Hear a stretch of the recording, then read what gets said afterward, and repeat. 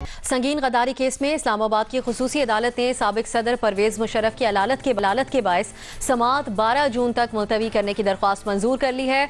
परवेज मुशर्रफ के वकील बैरिस्टर सलमान सफदर ने कहा कि परवेज मुशर्रफ ने गुज़श्ता सुबह पाकिस्तान आना था, लेकिन अदालत के बायस वो नहीं आ सके। वो पाकिस्तान न आ सकने पर शर्मिंदा और माजरत खा हैं। इससे पहले सुप्रीम कोर्ट ने फैसले में परवेज मुशर्रफ की गैर मौजूदगी में ट्रायल मुकम्मल करने का हुक्म देते हुए कहा कि साबिक सदर दौरान ट्रायल मफरूर हुए, उनके दिफा का हक खत्म हो चुका है, जबकि परवेज मुशर्रफ की मेडिकल रिपोर्ट की बिना पर केस की कार्रवाई नहीं रुकेगी। अदालत ने अपने फैसले में कहा कि परवेज मुशर्रफ 2 मई को पेश नहीं होते तो खुसूसी अदालत इस्तगासा को सुनकर फैसला करे। उनके पेश न होने पर दिफा का हक खत्म हो जाएगा। परवेज मुशर्रफ को सेक्शन 342 के तहत बयान रिकॉर्ड कराने की सहूलत भी नहीं होगी। इसी पर गुफ्तगू करेंगे अपने पैनल से। सवाल इस तरह, परवेज मुशर्रफ 2 मई को पेश नहीं हुए तो दिफा का हक खत्म हो जाएगा। सुप्रीम कोर्ट खुसूसी अदालत ने साबिक सदर की अदालत के बायस समाअत 12 जून तक मुलतवी करने की दरख्वास्त मंजूर कर ली। क्या परवेज मुशर्रफ को पाकिस्तान के कानून के मुताबिक सजा मिलेगी, हाँ या नहीं? सबसे पहले सलीम साफ़ी साहब की तरफ जाएंगे। साफ़ी साहब, क्या समझते हैं आप? ये सवाल पहले मेरी तरफ पहन के क्या आप मुझे मरवाना चाहती हैं? मैं सिर्फ इतना अर्ज़ करता हूँ जो इससे पहले सवाल के जवाब में मोहतरम इरशाद भट्टी साहब ने फरमाया कि जब ताकतवर को सज़ा नहीं मिलती तो उससे गरीबों में और बेबसों में एहसास महरूमी पैदा होती है। बैनी ही जब एक तबके के लोगों को कोई कुछ नहीं कर सकता, ना अदालत उनका कुछ का बिगाड़ सकता है, ना कोई दूसरा उनका कुछ बिगाड़ सकता है, और दूसरे तबके को या सिविलियन को सज़ाएँ भी मिलती हैं और उनको अदालतों में भी बुलाया जाता है, तो उससे भी एहसास महरूमी पैदा होती है और कौम तकसीम होती है, और कौम की तकसीम का नतीजा फिर बड़ा ख़तरनाक होता है। तो बहरहाल मैं तो सिर्फ तारीख़ का सबक यही है और माजी बईद और माजी करीब के वाक़यात का दर्स यही है कि परवेज़ मुशर्रफ जैसे लोगों को कोई कुछ नहीं कह सकता और उनको कभी ना सज़ा मिल सकती है और ना कुछ और हो सकता है उनका। नहीं का ऑप्शन आप ले रहे हैं। न्यायी साहब, आप क्या समझते हैं? जनाब मोहतरम परवेज़ मुशर्रफ साहिब, जनाब रऊ अनवार साहिब, इस तरह के बेशुमार लोग हैं। ये पाकिस्तान में कब आपने बताया कि ताकतवर के लिए कानून बना है? और हमें सिर्फ यह है कि हमारी जहालत या बदनीयती ये तो ज़रूर कह देगी कि हमें ताकतवर का तयन का मसला होता है, या उसमें हमारी जहालत हायल होती है या हमारी बदनीयती उसमें कारफरमा होती है, कि जिसमें हम कहते हैं कि जी ताकतवर को पकड़ लिया। जी हाँ, नवाज शरीफ ताकतवर था। ताकतवर को परवेज़ मुशर्रफ बैठा है, जिसको नवाज शरीफ ने हाथ लगाया था, हाथ लगाने की नीयत की थी, और आज वो हशर हुआ है कि तारीख में अपनी मिसाल बन रहा है, रऊ अनवार साहिब। और फिर हम क्या सुनते हैं, जैसे कि पाकिस्तानी कौम जाहिल है कि रऊ अनवार जो है उसको जरदारी साहब बचा रहे थे।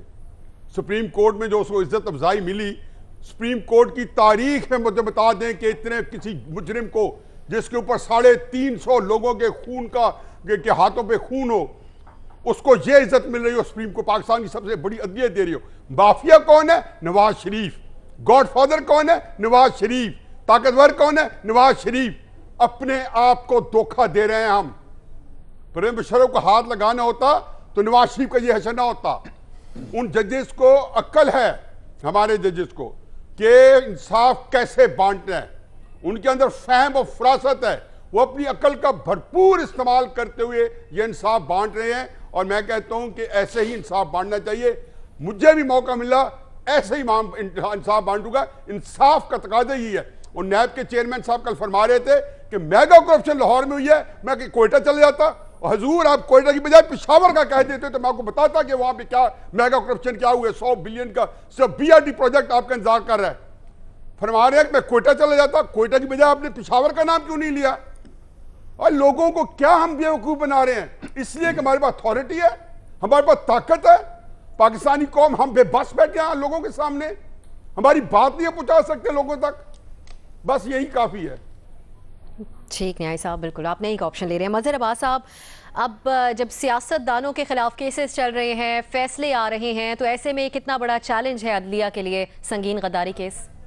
देखिए, ऐन मुमकिन है कि फ़ैसला आ जाए। मैं और ज़ाहिर है फ़ैसले पे आप ये नहीं कह सकते कि फ़ैसला क्या आएगा। हम फ़ैसला, मेरा ख़्याल है फ़ैसला आएगा, इस पे कोई ना कोई फ़ैसला ज़रूर आएगा। ये हम जजमेंटल हो जाते हैं जब हम ये कहते हैं। देखिए, उनको जो बीमारी है, उनको बीमारी लाहक है, इसमें कोई दो राय नहीं है। लेकिन उनका स्टेटमेंट इससे पहले, आज से कई महीने पहले भी रिकॉर्ड हो सकता था। और आखिर जब हमने मेमो गेट किया था तो उसमें हमने रिकॉर्ड किए थे ना वीडियो लिंक पर स्टेटमेंट्स, लेकिन उस वक्त नहीं रिकॉर्ड किया गया, डिले किया गया। डिलेइंग टैक्टिक्स ज़रूर रही हैं और डिलेइंग टैक्टिक्स शायद रहेंगी, आगे भी रहेंगी इस चीज़ में। लेकिन अगर ये इस केस का फ़ैसला नहीं आता, अगर असगर खान केस का फ़ैसला नहीं आता, अगर ऐसे केसेस के फ़ैसले नहीं आते, तो फिर बड़ा सवालिया निशान उठ जाएगा कि क्या ये जब हम कहते हैं ताकतवर, तो उस ताकतवर से मुराद सिर्फ सियासी लोग ताकतवर होते हैं या कुछ ऐसे लोग भी ताकतवर होते हैं जो सियासी नहीं होते। और ये आज़ाद अदलिया के लिए भी बड़ा क्वेश्चन मार्क आ जाएगा और दीगर लोगों के लिए भी क्वेश्चन मार्क आ जाएगा। और फिर इसका नतीजा क्या होता है? इसका नतीजा ये होता है कि फिर वो जो केसेस होते हैं जो ऑलरेडी चल रहे हैं, उन पर फिर लोग ये कहते हैं कि आप सिर्फ ये वन साइडेड स्टोरी चल रही है। फिर नैब पे सवाल उठते हैं, फिर नैब की प्रोसिक्यूशंस पे सवाल उठते हैं, फिर नैब की रेफरेंसेस पे सवाल उठते हैं। तो इसलिए मेरा ख्याल है ये अदलिया के लिए चैलेंज है। ये जो केसेस हैं, इस तरह के जो केसेस हैं, इसके फैसले आने बहुत ज़रूरी हैं। इसके फैसले, इसमें ताख़ीर होना, चीज़ों का ना आना, उसके लिए मेरा ख्याल है अदलिया ज़रूर, अदलिया के पेश नज़र ये बात होगी। तो मुझे तो उम्मीद है, कभी उम्मीद है कि इस पर फैसला आएगा। और ज़ाहिर है फैसले के बारे में हम कमेंट नहीं कर सकते कि क्या फैसला आएगा। सही, लेकिन फैसला आपके ख्याल में आएगा। अरशाद भट्टी साहब, आपके ख्याल में ये केस किसी नहज पे पहुंचेगा? देखिए, बात बड़ी सादा सी है। आज बीमार नवाज शरीफ की ज़मानत मुस्तरद हुई है। नवाज शरीफ, मरियम, सब कैप्टन सफदर, शहबाज शरीफ जेल भी गए हैं और नवाज शरीफ दोबारा जेल जा रहे हैं। इसी तरह जरदारी साहब पेशियां भुगत रहे हैं और इसके अलावा भी सियासतदान, ब्यूरोक्रेट्स पेशियां भुगत रहे हैं। और इसमें असलम बेग भी हैं, जनरल असलम बेग, वो भी भुगत रहे हैं और असद दुरानी भी भुगत रहे हैं। नैब में जनरल जवेद अशरफ काजी भी हैं, जनरल भट्ट भी हैं, जनरल सईद ज़फ़र भी हैं। और मज़र साहब ठीक कह रहे हैं, जो असगर खान केस है उसका भी फैसला आना चाहिए। बड़ा लंबा हो गया, यूनुस हबीब मर गया और वो एयर मार्शल असगर खान फौत हो गए। और परवेज़ मुशर्रफ साहब पे संगीन इल्ज़ामात हैं, इन्हें यहाँ आकर अदालतों का सामना करना चाहिए। सुना है कि आजकल वो सारे के बगैर चल नहीं सकते, 10 कदम भी नहीं चल सकते। मैं अल्लाह उनको भी सेहत अदा करे, मगर अब ये मुमकिन नहीं है। अब ये मुमकिन नहीं रहा कि एक तरफ कानून सजाएं दे रहा हो और दूसरी तरफ कानून रियायतें बरत रहा हो। ये लंबा अरसा चलेगा नहीं। इन्हें आखिर आना पड़ेगा। आज की अदालतें कल की अदालतें नहीं हैं, आज का मीडिया कल का मीडिया नहीं है, आज की सिविल सोसाइटी कल की सिविल सोसाइटी नहीं है। ज़्यादा अरसे कोई अनहोनी नहीं रह सकती। लोग बात करेंगे, लोग आपका मवाजना करेंगे, लोग आपका कंपैरिजन करेंगे और ये सारा होगा। और आज मैं आप इस खुशफहमी में हूँ या ये खुशफहमी है या ये अल्लाह करे मेरी खुशफहमी सच साबित हो। मुझे यकीन है कि आज का पाकिस्तान जो है या आज का जो कानून है, इसमें मुशर्रफ साहब का फैसला भी आएगा और कानून के मुताबिक उनको जजा सजा मिलेगी। आपसा एक वजाहत मज़र साहब ने बात की थी। ठीक है, तो आप कह रहे हैं कि आज जो अदलिया मौजूद है वो आपको लगता है कि इसके ऊपर कोई फैसला करेगी, आना ही पड़ेगा परवेज में? जी साफ़ी साहब, ये जो मैं बात उसूली तौर पर मज़र साहब की सही है कि हम जजमेंटल नहीं हो सकते और अदलिया के फ़ैसले के बारे में अगर राय हो तो वो कतन मुनासिब नहीं है। सवाल आपने ये रखा है कि सज़ा मिलेगी। अब मेरे ख्याल में अगर आपका वो होता कि सज़ा होगी इस तरह के लोगों को, तो फिर मेरा भी जवाब जो है हाँ नहीं में मैं ना देता, क्योंकि फिर अदलिया का काम है। लेकिन मैंने तो तारीख़ के हवाले से कि अगर इस तरह के लोगों को कभी अदालत कोई हुक्म दे भी देता है और सज़ा हो भी जाती है तो सज़ा मिलती नहीं है उनको, तो मैंने इसलिए नहीं का जवाब लेने की जुर्रत कर दी, क्योंकि सवाल ये नहीं था कि सज़ा होगी या नहीं होगी, बल्कि सवाल ये था कि सज़ा मिलेगी या नहीं मिलेगी। दूसरा जो ताकतवर का है ना, उसका डेफिनीशन बहुत पहले से हो चुका है कि मुल्क में बाइख्तियार और ताकतवर वो होता है जिस पे तनकीद नहीं की जा सकती या जिस पे तनकीद के नतीजे में सज़ा मिलती है तनकीद करने वालों को, तो वो हम सब जानते हैं कि वो ना नवाज शरीफ है, ना जरदारी है, ना इमरान खान है, कि पाकिस्तान में ताकतवर कौन है और किस पे तनकीद नहीं की जा सकती। अब सर मजहर साहब की कमेंट के हवाले से कि देखें जो कुछ कल आया है, मैं उसके बारे में थोड़ा सा उसको तो मैंने लिए नहीं सामने, मैंने तो जनरल सिचुएशन सामने रखी। कल में वाकई हो सकता है उनकी हालत बहुत नागुफ्ता बे हो, तो इंसानी कदरों के हवाले से मैं भी कहूंगा कि उनको उसका इजाजत दी जाए। लेकिन मेरे सामने तो 2014 की वो भी दिन याद है कि जब अदालत में उनको जाना था तो वो जाके वो आर्म फोर्सेस का वो कार्डिक इंस्टीट्यूट में चले गए, और फिर जाना था तो फिर वहां जाके उनको इज्जत और एहतराम से बिठाया गया। तो ये 4-5 साल में जो अदालतों की तज़हीक मुशर्रफ के हाथों में हुई और वहाँ डांस करते रहे, और वहाँ पे यहाँ से कमर के इलाज के लिए गए, उनकी डांस पार्टियों की जो फुटेज है और क्लिप्स है वो यहाँ पे आती रही। तो ये सारी की सारी वो सूरत है। इसलिए ये मुल्क जो है इसके अंदर जितनी तज़हीक हो चुकी है हमारी रवायात की, वैल्यूज की, कानून की, और फिर किस नाम पे, झूठ के नाम पे, झूठ के लेवल पे बोला जाता है, बुनियादों के लेवल पे बोला जाता है। पहले जो भी सूरत हाल थी मजहर साहब, ठीक मजहर साहब, सेहत से मुतालिक अगर जो भी खबरें सामने आ रही हैं मुशर्रफ साहब की, तो स्काइप की सहूलत आप समझते हैं कि दोबारा किसी तौर मिल सकती है? अदालत तो कह रही है कि अगर वो पेश नहीं होते तो दिफा का हक खत्म हो जाएगा, सेक्शन 342 के तहत बयान रिकॉर्ड कराने की सहूलत भी नहीं दी जाएगी। देखिए इसमें अहम बात यह है कि इसकी डेट कितनी लंबी पड़ गई। अब ये चीज़ें फिर वो करती हैं, तो मेरा ख्याल है बिल्कुल उनकी सेहत ख़राब होगी और उन हॉस्पिटल में भी एडमिट होंगे। लेकिन क्या यहाँ से वीडियो लिंक के ज़रिए या अदरवाइज स्टेटमेंट रिकॉर्ड हो सकता है? और जो माजी की बात कर रहे हैं नियाज़ी साहब, वो बात बिल्कुल ठीक है कि जिस अंदाज में उन्हें पेश किया गया था और जिस अंदाज में एक तरीके से अगवा किया गया था, अगवा करके चाहे इनकनाइवेंस हो उनको हॉस्पिटल पहुंचा दिया गया वहां से उठा के, और उसका उस अदालत ने कोई नोटिस नहीं लिया। सबसे अहम बात क्या है कि उस अदालत ने उसका कोई नोटिस नहीं लिया था कि इनको कैसे एकदम हॉस्पिटल वहां से पहुंचा दिया गया, कैसे आप यहाँ नहीं आए।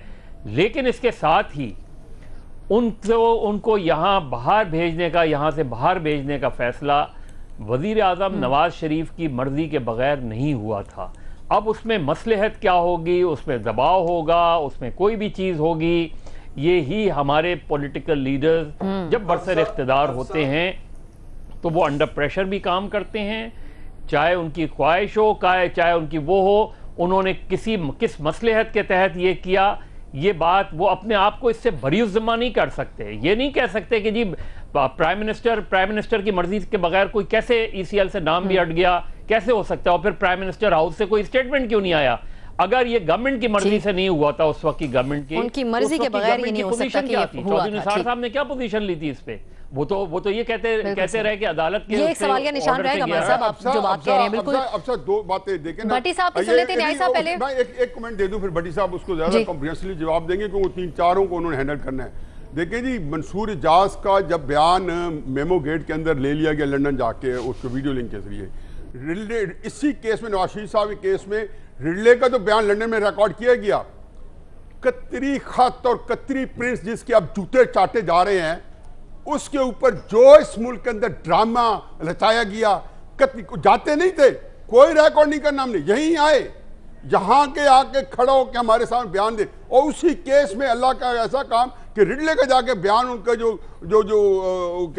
था जो फॉन्ट चेक करने के लिए, उसके लिए वहां से जाकर रिकॉर्ड किया गया, खुद भेजा गया यहाँ पे GIT के सरबराह को और सारी चीजों को। देखें इस मुल्क के अंदर जो डबल स्टैंडर्ड है ना, उसका कोई इदराक नहीं।